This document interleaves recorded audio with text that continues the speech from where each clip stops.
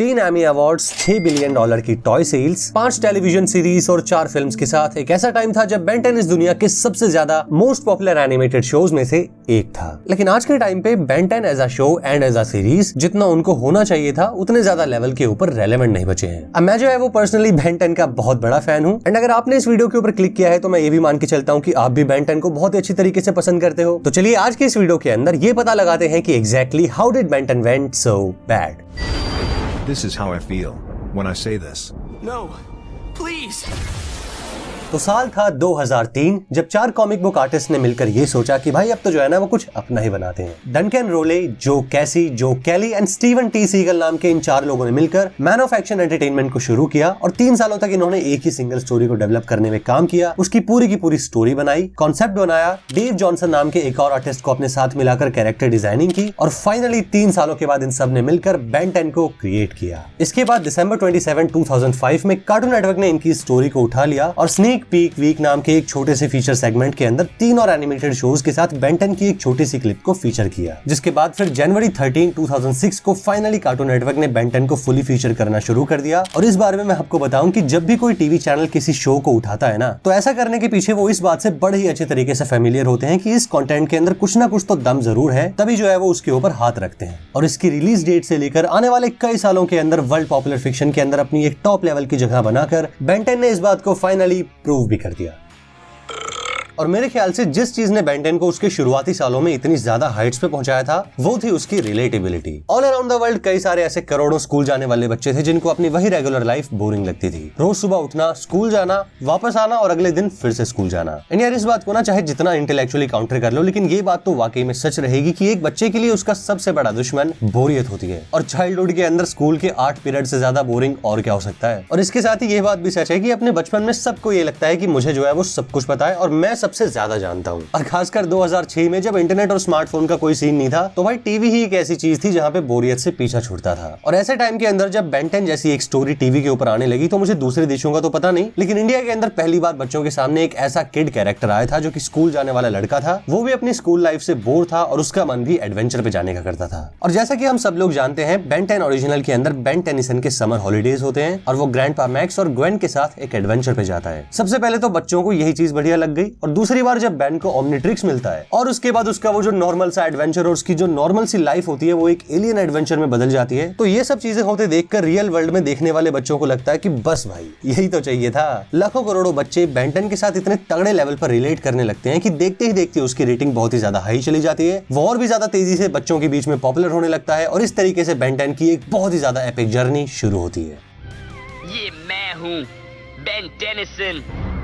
अब जर्नी की शुरुआत भले ही कैसी भी हो लेकिन उसके अंदर तब तक मजा नहीं आता जब तक कि उसका रास्ता इंटरेस्टिंग ना हो। और ठीक इसी तरीके से बेन 10 के केस में स्टार्टिंग तो बहुत ही ज्यादा एपिक थी लेकिन उसकी इस ऑसम एपिकनेस को नेक्स्ट लेवल पर लेकर गई बेन 10 की फ्यूचर की आगे आने वाली जर्नी, उसकी near to perfect evolutions, Ben 10 alien force and Ben 10 ultimate aliens. और मैं अगर आपको अपने हिसाब से बताऊं ना तो उस टाइम पे इंडिया के अंदर जो है वो कार्टून नेटवर्क और डिज्नी एक्सडी जैसे टीवी चैनल बहुत ही ज्यादा ऑसम होते थे। डिज्नी एक्सडी के ऊपर Phineas and Ferb, Kick Buttowski, Supa Strikas और स्लग टेरा जैसे शोज आते थे और कार्टून नेटवर्क के ऊपर पोकेमॉन, ड्रैगन बॉल और बेन 10 जैसे शोज आते थे। तो कुल मिला के कहने का मतलब ये है कि भाई ऑसम शोज की लाइन लगी हुई थी। लेकिन अब मेरे ख्याल से इन सभी के बीच ऑडियंस ने किसी भी तरीके का कभी कोई एवोल्यूशन नहीं देखा था। इनफैक्ट इन सारे शोज के मेन कैरेक्टर्स मेनली जो थे वो शुरू से लेकर एंड तक एक बच्चे ही थे। बस एक ड्रैगन बॉल ही था जिसके अंदर गोकू का जो है वो एज एवोल्यूशन होता है। बट क्योंकि तब इंडिया के अंदर सीधे ही ड्रैगन बॉल जी से शुरू हुआ था तो ज्यादा लोगों को ये नहीं पता था कि इससे पहले भी ड्रैगन बॉल नाम की एक सीरीज होती थी जिसके अंदर गोकू एक बच्चा था। तो in super simple words character evolution के नाम पे ऑलमोस्ट कुछ भी नहीं था। लेकिन फिर 2010 में आया बेन 10 एलियन फोर्स और उसके अंदर पहली बार ये चीज दिखी कि शो को देखने वाले बच्चों के साथ उनके फेवरेट शो का एक कैरेक्टर भी बड़ा हो गया था। वो नॉर्मल सा स्कूल जाने वाला लड़का जिसको यूनिवर्स का सबसे पावरफुल वेपन ओमनिट्रिक्स मिली थी, अब वो फाइनली जाकर एक टीनेजर बन गया था। And trust me on this, उस टाइम पे ऐसा लगता था कि बेन 10 हमारे साथ बड़ा हुआ है। जिसके अंदर फिर आगे चल के ओमनिट्रिक्स भी बदली, केविन लेविन भी बदला, स्टोरी भी काफी ज्यादा मैच्योर हुई और बेन टेनिसन का कैरेक्टर डेवलपमेंट भी बहुत ही ज्यादा ऑसम तरीके से हुआ। शो के अंदर कई सारे ऑसम चेंजेस के बाद एलियन फोर्स के अंदर नए एलियंस और नए वर्ल्ड्स को इंट्रोड्यूस करने की वजह से कई सारे ऐसे फैंस जो कि बेन 10 को पहले देखते थे लेकिन अब उसको भूलने लगे थे, वो सब लोग भी अब एक तरीके से जो है वो वापस आने लगे थे। और सिंपल भाषा के अंदर ये चीज एक सुपर परफेक्ट एवोल्यूशन था जिसने बेन 10 एज अ शो को और भी ज्यादा बड़ा बना दिया था। लेकिन अब इसके साथ ही कुछ लोगों का ये कहना है कि बेन 10 एलियन फोर्स के अंदर बेन का जो कैरेक्टर था वो शुरू में बहुत ही ज्यादा ऑसम डेवलप हुआ था।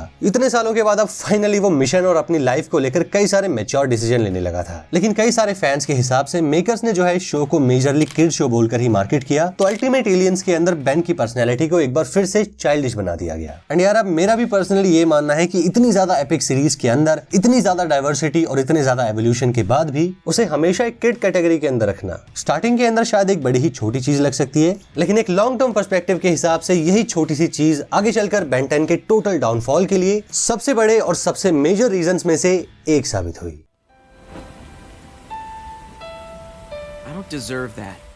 और मेरे हिसाब से बेन 10 यूनिवर्स के डाउनफॉल की असली शुरुआत तो तब हुई जब सीरीज के अंदर ओमनीवर्स ने कदम रखा। मैंने पर्सनली बेन 10 ओमनीवर्स को कई बार रिपीट करके देखा है and trust me on this, Ben 10 की पूरी सीरीज के अंदर इतने ज्यादा अलग अलग तरीके के एलियन इंट्रोडक्शंस या फिर इतने ज्यादा बड़े लेवल पर एक्सपेंशन नहीं हुआ है जितना कि ओमनीवर्स ने अकेले कर दिया था। पूरे के पूरे यूनिवर्स को डिस्ट्रॉय करने वाले एक छोटे से बटन एनाइल आर्क की स्टोरी से लेकर एलियन एक्स और सेलेस्टियल सेपियंस की एरिना तक और टाइम एंड डायमेंशंस के एक्सप्लोरेशन से लेकर न्यू एलियंस की स्पीशीज तक बेन 10 ओमनीवर्स के अंदर ऑलमोस्ट हर एक चीज थी। एंड इनफैक्ट बेन 10 की स्टोरीज के अंदर अब तक क्या होता था कि मेजॉरिटी ऑफ द स्केल के ऊपर स्टोरी हमेशा जो थी वो विलगैक्स, फॉरएवर नाइट्स, हाइब्रिड या फिर अर्थ के कुछ छोटे मोटे विलन्स के अराउंड ही घूमती थी। लेकिन ओमनीवर्स के अंदर पहली बार हमने खाइबर जैसे कैरेक्टर की एंट्री से ये देखा कि कैसे बेन 10 के हर एक एलियन के लिए भी एक बैकअप प्लान हो सकता है। या फिर इसके अलावा वो एपिसोड याद है जब पूरे के पूरे बेन 10 यूनिवर्स में पहली बार ऑफिशियल स्केल पर एक फुल स्केल एलियन हमला हुआ था। तो भाई बात बिल्कुल सिंपल है कि बेन 10 ओमनीवर्स के अंदर स्टोरी वाइज बताने के लिए बहुत कुछ था और पूरे के पूरे बेन 10 यूनिवर्स के अंदर ओमनीवर्स जो था वो सबसे ज्यादा यूनिक एंड सबसे इंटरेस्टिंग एलिमेंट था। पर लेकिन इसके बाद भी कई सारे लोगों ने इसको देखना पसंद नहीं किया, all because of the new art style. अब मेरे पास इस बात को साबित करने के लिए कोई ऑफिशियल डेटा तो नहीं है, लेकिन जितना मैंने रिव्यूज और फैंस की बातों को सुना और पढ़ा है उस हिसाब से ओमनीवर्स का न्यू आर्ट स्टाइल कई सारे एग्जिस्टिंग बेन 10 फैंस के लिए एक सबसे मेजर सेटबैक था। अब देखो यार, बेन 10 जो है वो एक एनिमेटेड सीरीज है और हम सब लोग जानते हैं कि एनिमेशन कितना सीरियस मीडियम है, लेकिन दुनिया के अंदर ऐसे लोगों की भी गिनती कुछ कम नहीं है जिनके लिए सारे के सारे एनिमेशन बस सिर्फ एक कार्टून ही होते हैं। तो बेन 10 के केस में शुरुआती शोज को हमेशा किड कैटेगरी में रखा जाता था और बेन 10 ओरिजिनल से लेकर अल्टीमेट एलियंस तक का जो आर्ट स्टाइल था वो कार्टून होने के बाद भी काफी ज्यादा मैच्योर एंड रीजनेबल ग्रोथ को दिखाता था। लेकिन ओमनीवर्स के अंदर वो जो नई आर्ट स्टाइल लॉन्च हुई थी वो कुछ ज्यादा ही स्टाइलाइज्ड एंड ओवर कार्टूनिश थी। इसके साथ ही सीरीज के इतने सीरियस स्टोरी होने के बाद भी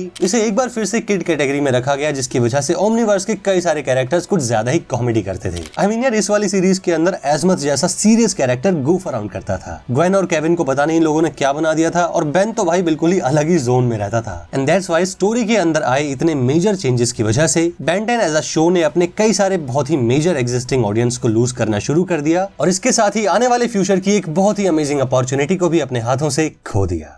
हर बुरा बुरा नहीं होता। अब यार, ओमनीवर्स के केस में आर्ट स्टाइल भले ही थोड़ा सा चाइल्डिश था, लेकिन यार स्टोरी तो उसके अंदर भी थी और एक बार को एक टाइम के बाद लोगों ने उसको एक्सेप्ट भी कर लिया था। पर लेकिन बेन 10 की पूरी लेगेसी के अंदर असली और सबसे बड़ा डाउनफॉल तो तब आया जब सीरीज के अंदर एवोल्यूशन के नाम पर कुछ पॉजिटिव और न्यू होने के बजाय पूरी की पूरी सीरीज को ही रिबूट कर डाला। अब मैंने आपको शुरू में ही ये चीज बताई थी कि बेन 10 असल में चला ही इसलिए था क्योंकि उसके अंदर रिलेटेबिलिटी एंड उसकी यूनिकनेस का जो एलिमेंट था वो बहुत ही ज्यादा तगड़ा कॉम्बो था। लेकिन इस शो का ये नया वाला रिबूट इन दोनों ही चीजों में जो है वो मात खा गया। अब देखो यार, मैं इस बात को समझता हूँ कि मैं और मेरे जैसे लाखों बेन 10 फैंस अब अपने टीनेज और अर्ली एडल्टहुड के अंदर आ गए हैं और हमारे लिए एज एन ऑडियंस एक किड शो के साथ रिलेट कर पाना टेक्निकली पॉसिबल नहीं है यार, and I totally agree with that. लेकिन अगर इसके ऊपर मैं अपना ओपिनियन दूं ना तो मेरे हिसाब से शो के मेकर शायद इस बात को समझ ही नहीं पाए कि एक नए जनरेशन के बच्चों की ऑडियंस को टारगेट करने के चक्कर में वो लोग उस ऑडियंस को भूल रहे हैं जो कि बहुत ही ज्यादा बड़ी है और जो टेक्निकली इस शो के साथ ही बड़ी भी हुई है। अब इस वीडियो को बनाते वक्त और इसको बनाने के लिए मैंने कुछ रिव्यूज को पढ़ा जिसके अंदर कई सारे लोग ये चीज भी लिख रहे हैं कि अगर इस न्यू वाले बेन 10 रिबूट को ओरिजिनल के साथ कंपेयर ना किया जाए तो ये भी बहुत ही ज्यादा बढ़िया है। And I think that could be true and I totally get it कि किसी भी सीरीज के अंदर एक न्यू जनरेशन के लिए रिबूट होना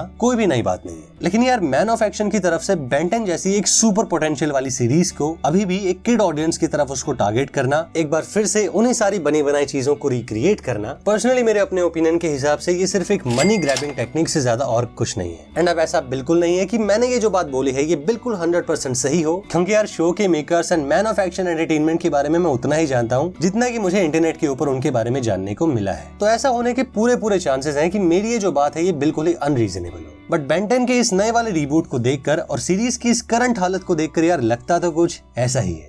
Oh yes, that'll do very nicely. देखो यार, पैसे कमाने में कोई भी बुराई नहीं है, कमाओगे नहीं तो जियोगे कैसे? अगर शो को एज एन इंटेलेक्चुअल प्रॉपर्टी बेचकर पैसे नहीं कमाओगे ना, तो जिस ऑफिस में बैठकर स्टोरी लिखते हैं उस ऑफिस के लिए एक पेंसिल तक नहीं खरीद पाएंगे। So in very simple words, in reality money is very important. लेकिन मेरे हिसाब से बेन 10 की जो ओरिजिनल स्टोरी थी, जैसे कि मान लो Ben 10 2005, Ben 10 alien force, Ben 10 ultimate aliens और बेन 10 ओमनीवर्स को ही बेस की तरह से यूज करके अगर पुराने और जमे जमाए फैंस के लिए एक बिल्कुल ही नए अवतार और एक नई स्टोरी लाइन के साथ मैच्योर, एंटरटेनिंग और एक न्यू बेन 10 को अगर क्रिएट किया जाता ना, तो यार मैं लिख के देता हूँ कि बेन 10 का जो फैंडम है ना, वो पोकेमॉन और ड्रैगन बॉल जैसे मैसिव जायंट्स की टक्कर का है। ओजी फैंस उस नए बेन 10 को इतना सपोर्ट दिखा देते कि फिर किसी भी रिबूट की जरूरत कभी पड़ती ही नहीं। लेकिन अब पता नहीं यार, मुझे कई सारे लोगों ने कमेंट और मैसेज करके ये बात भी बताई कि कार्टून नेटवर्क इंडिया के ऊपर बेन 10 एलियन फोर्स एक बार फिर से चालू हो गया है और फैंस की कम्युनिटी के अंदर कुछ र्यूमर्स तो ये भी है कि मे बी शायद बेन 10 की एक नई सीरीज प्रोडक्शन के अंदर है। अब बस देखना ये होगा कि हमारा फेवरेट हीरो बेन 10 एक ऑसम शो के साथ कमबैक करता है या फिर से एक किड कैटेगरी के अंदर एक रीबूट बनकर रह जाता है। आगे अब चाहे कुछ भी हो, लेकिन मैं आज ये बात बोलना चाहूंगा कि Ben 10 as a super awesome series मेरे दिल के अंदर हमेशा रहेगी और मैं हमेशा इसे रिवॉच करता रहूंगा।